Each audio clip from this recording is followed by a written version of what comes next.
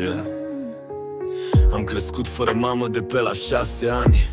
O viață grea, încerc să o duc înainte, dar pierd ani.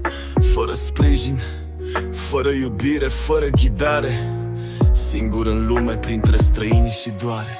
Suferința mă macină, o simt în fiecare zi.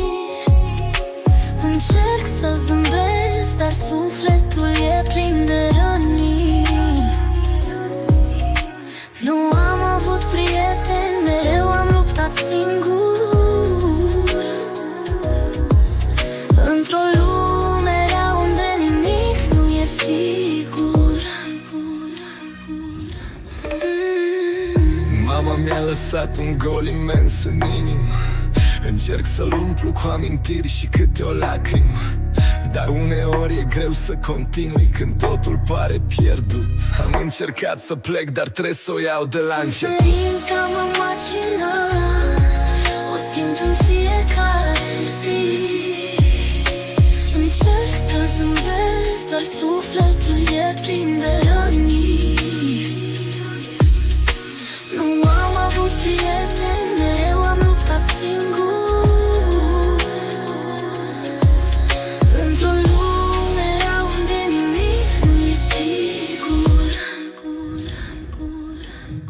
Mereu am fost un străin în mijlocul mulțimii. Nimeni nu m-a înțeles, dar așa sunt valurile lumii. Am căutat alinare în brațele altor femei, dar nu am găsit decât durere și vorbe fără temei. Suferința mă macină, o simt în fiecare zi. Încerc să zâmbesc, dar sufletul e plin de răni. Nu am avut prieteni, mereu am luptat singur. Într-o lume rea unde nimic nu e sigur. Așa că rapul meu e doar un strigăt de durere, un strigăt către cer, dar în tăcere. Sper că undeva, dincolo de lumea asta crudă, să existe o voce să audă.